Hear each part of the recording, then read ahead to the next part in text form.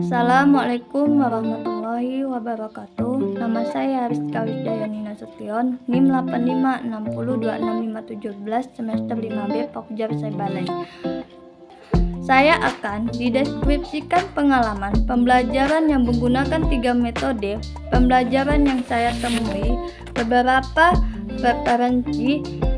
Metode pembelajaran merupakan sebuah strategi atau cara yang digunakan agar tujuan pembelajaran bisa tercapai. Pemahaman dan pengetahuan mengenai cara mengajar yang dipakai oleh guru atau pendidik, yaitu metode ceramah.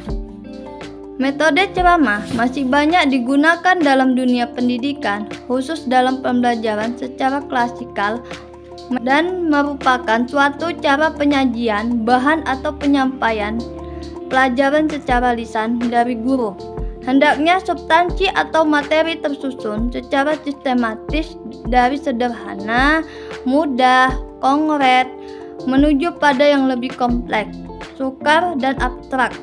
Merupakan suatu aktivitas proses mental dalam membentuk proses berpikir dan membentuk kemampuan intelektual yang dimiliki siswa.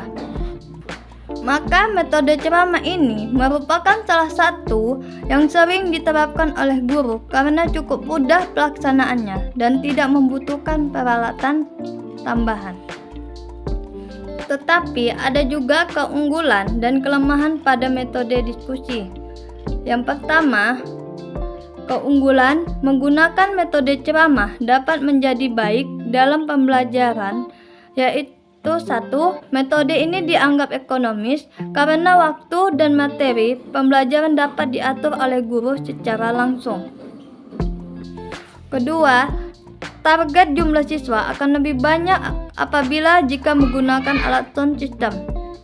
3. Bahan pelajaran sudah dipilih dan dipersiapkan sehingga memudahkan untuk mengklasifikasi dan mengkaji aspek-aspek bahan pelajaran. 4. Apabila bahan pelajaran belum dikuasai oleh sebagian siswa, maka guru akan merasa mudah untuk menugaskan dan memberikan rambu pada siswa yang bersangkutan. Kelemahan dalam metode ceramah yaitu 1. Sulit bagi yang kurang memiliki kemampuan menyimak dan mencatat yang baik. 2. Kemungkinan menimbulkan verbalisme. 3. Sangat kurang memberikan kesempatan pada siswa untuk berpartisipasi secara total. 4. Peran guru lebih banyak sebagai sumber pelajaran. 5. Materi pelajaran lebih cenderung pada aspek ingatan dan proses pembelajaran ada dalam otoritas guru. 2. Metode diskusi. Metode diskusi ini sering digunakan dalam pembelajaran yang dirancang dalam forum diskusi antar siswa harus mampu memecahkan permasalahan melalui kelompok diskusinya. Untuk memulai metode ini, guru bisa membagi peserta didik menjadi beberapa kelompok. Anggota juga harus bervariasi. Ini diharapkan bisa meragamkan pendapat sehingga diperoleh kesimpulan yang sesuai dengan pokok permasalahan yang diberikan oleh guru agar proses diskusi bisa berjalan secara optimal. Guru harus memantau kegiatan peserta didik selama diskusi berlangsung. Dan juga keunggulan dan kelemahan pada metode diskusi, yaitu keunggulan penggunaan metode diskusi ini antaranya dapat memfasilitasi siswa agar dapat, yaitu bertukar pikiran. 2. Menghayati permasalahan. 3. Merangsang siswa untuk mendapat. 4. Mengembangkan rasa takut tanggung jawab. 5. Membina kemampuan berbicara. 6. Belajar memahami pendapat atau pikiran orang lain dan memberikan kesempatan belajar. Yang kedua, kelemahan dalam metode diskusi pun masih tetap ada kendala-kendala yang memungkinkan perlu diantisipasi oleh guru jika akan menerapkan metode. Yang satu, relatif memerlukan waktu yang cukup banyak. 2. Apabila siswa tidak memahami konsep dasar permasalahan, maka diskusi tidak akan efektif. 3. Materi pembelajaran dapat menjadi lebih luas. 4. Yang aktif hanya siswa tertentu saja. 3. Metode simulasi. Metode simulasi merupakan salah satu metode mengajar yang dapat digunakan dalam pembelajaran kelompok. Yang menggunakan simulasi cenderung objeknya bukan benda atau kegiatan yang sebenarnya yang dapat dilakukan oleh siswa pada kelas tinggi di sekolah dasar. Yang dibina kemampuannya berkaitan dengan keterampilan berinteraksi dan berkomunikasi dalam kelompok, yaitu 1. Bermain peran merupakan bagian dari metode simulasi. Dalam proses pembelajaran ini mengutamakan pola permainan dalam bentuk dramatisasi.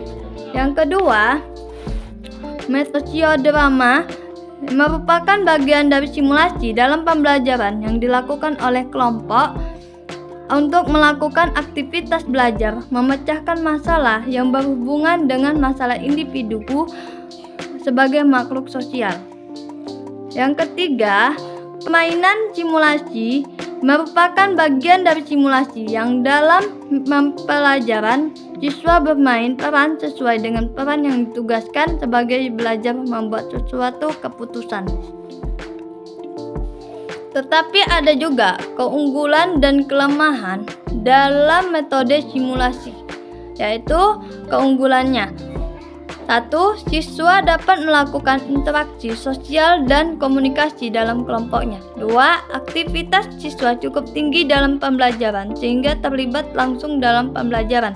3. Dapat membiasakan siswa untuk memahami permasalahan sosial.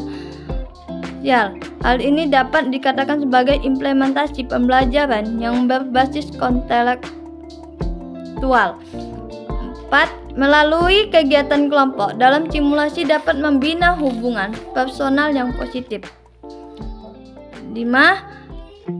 Dapat membangkitkan imajinasi dan membina hubungan komunikatif dalam bekerja sama dalam kelompok. Ada juga kelemahan dalam metode simulasi, yaitu 1. Relatif memerlukan waktu yang cukup banyak. 2. Sangat bergantung pada aktivitas siswa. 3. Cenderung memerlukan pemanfaatan sumber belajar.